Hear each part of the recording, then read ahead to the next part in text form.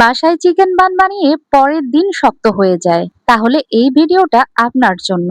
আজ দেখাবো chicken bun 3 থেকে 4 দিন পর্যন্ত নরম ও তুলতুলে রাখার আসল সিক্রেট টিপ, যে টেকনিকটা জানলে ঘরেই তৈরি করতে পারবেন একদম bakery style soft chicken bun. তাই সিক্রেট টিপটা মিস না করতে চাইলে ভিডিওটা শেষ পর্যন্ত দেখুন। প্রথমে চিকেন বান নরম করার জন্য খামিরটা রেডি করছি ট্যাংজং এর। এখানে 100 মিলি পানি ও 20 গ্রাম ময়দা দিয়ে একটা খামির জাল করে একটা ডো এর মতো করে তৈরি করে নিচ্ছি। পানি শুকিয়ে এরকম যখন আঠালো হয়ে একটা দলা পাকিয়ে আসবে তখন এটা নামিয়ে ঠান্ডা করে নেব। এখন চিকেন বানের ব্রেডের জন্য খামিরটা রেডি করছি। একটা মিক্সিং বোলের মধ্যে তরল দুধ দিয়ে দিচ্ছি 150 মিলি, ইনস্ট্যান্ট ইস্ট দিচ্ছি 5 গ্রাম, গুঁড়া দুধ 15 গ্রাম, ঘ্রাণের জন্য 5 গ্রাম ভ্যানিলা পাউডার, এটা অপশনাল, চিনি 60 গ্রাম, একটা ডিম দিয়েছি 50 গ্রাম। ভিডিও শুরুতে যে ট্যাংজং এর খামিটা রেডি করেছিলাম এটা এখন ঠান্ডা হয়ে গেছে, এটা এখন এখানে দিয়ে দিচ্ছি। আমি কিন্তু এখানে ঠান্ডা দুধটাই ব্যবহার করেছি। আপনারা যদি ইনস্ট্যান্ট ইস্ট ব্যবহার করেন তাহলে ঠান্ডা দুধ ব্যবহার করলেও এটা ফুলে উঠবে, কোনো সমস্যা নেই। এখন সবগুলো উপকরণ একটু ভালো করে মিশিয়ে নিচ্ছি। এখন এখানে 380 গ্রাম ময়দা আমি অল্প অল্প করে দেব আর অল্প অল্প করে দিয়ে একটা নরম ডো বানিয়ে নেব।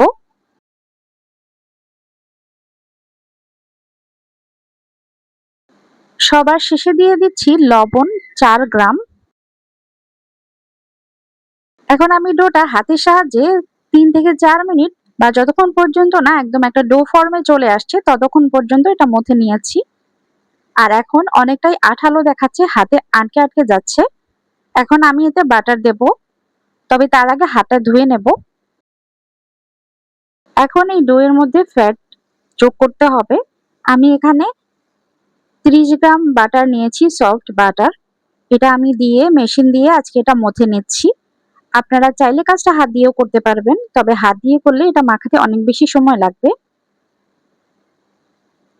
আমি অল্প অল্প করে এভাবে করে বাটার দিচ্ছি আর এটা খুব ভালো করে মথা হচ্ছে। যতক্ষণ পর্যন্ত না এই ডোটা একদম স্মুথ একদম শাইন করে ততক্ষণ পর্যন্ত এটা মথে নিতে হবে। দেখেন এই ডোটা কিন্তু একদম পারফেক্ট হয়ে গেছে, একদম উপর থেকে বোঝা যাচ্ছে এটা একদম মসৃণ হয়ে গেছে। এখন আমি আপনাদের এই ডোটা রেডি হয়েছে কিনা আমাদের বান তৈরির জন্য আমি সেটা এখন দেখিয়ে দেব। একটু ডো হাতে নিয়েছি আর হাতের মধ্যে যাতে লেগে না যায় তার জন্য একটু হাতে বাটার লাগিয়ে নিচ্ছি। বাটার অথবা তেল লাগিয়ে যখন একটা ডো 2 হাত ধরে আলতো হাতের টান দিয়ে যখন এভাবে করে খুলবেন আস্তে আস্তে করে, তখন দেখবেন একটা পর্দার মতো পাতলা আবরণ তৈরি হবে। যদি দেখেন যে আবরণটা এরকম থেকে যাচ্ছে বা টান দেওয়ার কারণে ছিঁড়ে যাচ্ছে না, এরকম পাতলা হয়ে আছে, তখন বুঝতে হবে আমাদের এই ডোটা তৈরি। এখন এই ডোটা দিয়ে আপনারা চাইলে যে কোনো কিছু তৈরি করতে পারবেন, পাউরুটি, বান বা যে কোনো ধরনের পাউরুটির জিনিস আপনারা এটা দিয়ে করলে একদম পারফেক্ট হবে। এখন আমি চিকেনের ফিলিংটা রেডি করছি। একটা প্যানে আমি 1 টেবিল চামচ সয়াবিন তেল দিয়েছি, হাফ কাপ পেঁয়াজ দিয়ে কিছুক্ষণ ভেজে নিয়েছি। এখন 1/4 চা চামচ রসুন কুচি আর 2টা কাঁচামরিচ কুচি দিয়ে দিয়েছি, এগুলো কিছুক্ষণ ভেজে নিয়েছি। 1/4 চা চামচ আদা বাটা দিয়ে সেটাও কিছুক্ষণ ভেজে নিয়েছি। এখন এখানে শুকনো উপকরণগুলো দিয়ে দিচ্ছি। অরিগানো 1/4 চা চামচ, গরম মশলার গুঁড়া 1/4 চা চামচ, জিরা গুঁড়া 1/4 চা চামচ, গোলমরিচ গুঁড়া হাফ চা চামচ, লবণ হাফ চা চামচ, লাল মরিচের গুঁড়া ও চিলি ফ্লেক্স হাফ চা চামচ। সবগুলো শুকনো মশলা পেঁয়াজের সাথে কিছুক্ষণ ভেজে নিচ্ছি। যখন পেঁয়াজের সাথে মশলাগুলো খুব ভালো করে ভাজা ভাজা হয়ে যাবে তখন এখানে আগে থেকে সিদ্ধ করা চিকেন দিয়ে দিচ্ছি 200 গ্রাম, 1 টেবিল চামচ সয়া সস, 1.5 টেবিল চামচ টমেটো সস এবং চিকেনের স্টক দিচ্ছি 1/4 কাপ। তো সবগুলো দিয়ে আমি খুব ভালো করে এখন ভেজে নিচ্ছি। এখানে চিকেন স্টক না থাকলে চিকেন কিউব দিতে পারেন। এখন মাঝখানে আমি 2 চা চামচ ঘি দিয়ে দিচ্ছি আর সেই সাথে 1 টেবিল চামচ ময়দা দিয়ে কিছুক্ষণ ভেজে নেব। এখানে আমি হোয়াইট সসটা রেডি করছি।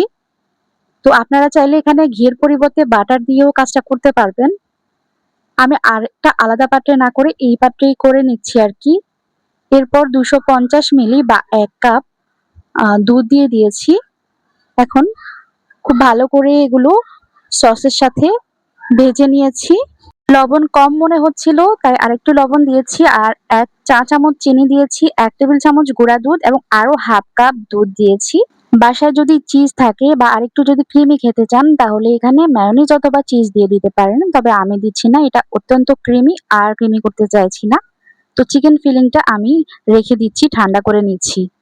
আর এদিক থেকে আমাদের ডোটাও কিন্তু এখন প্রস্তুত বান তৈরির জন্য। আমি কয়েকটা ভাগে ভাগ করে নিচ্ছি। প্রত্যেকটা ভাগ আমি ১৪০ গ্রাম করে নিচ্ছি। একটু বড়, বড় করে তৈরি করব।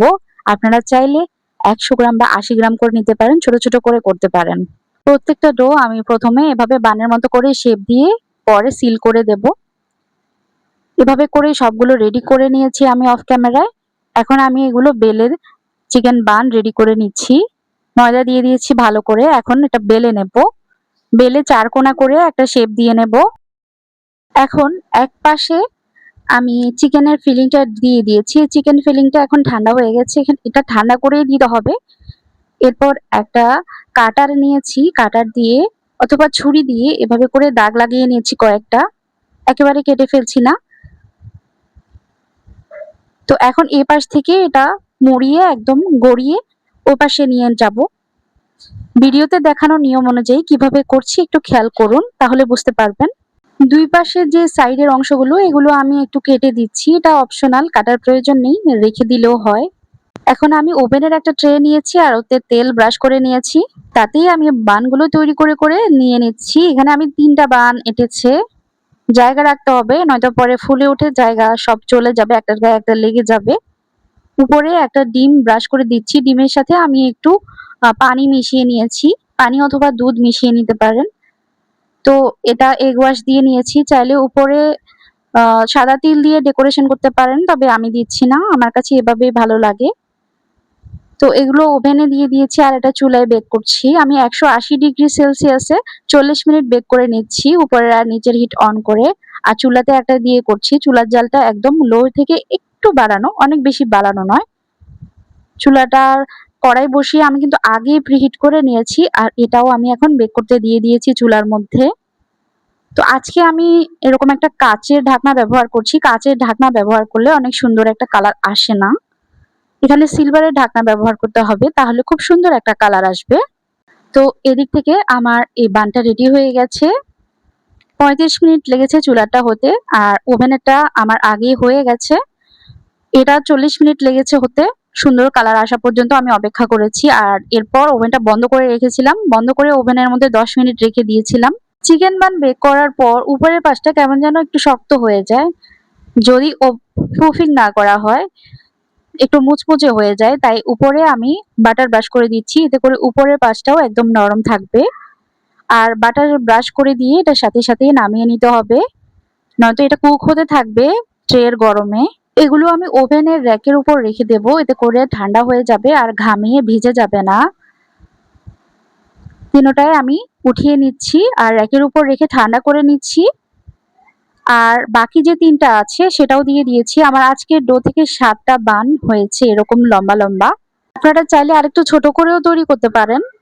তো এগুলোর উপরেও আমি ডিম ব্রাশ করে দিচ্ছি আর ওভেন প্রিহিট করতে দিয়ে দিয়েছি।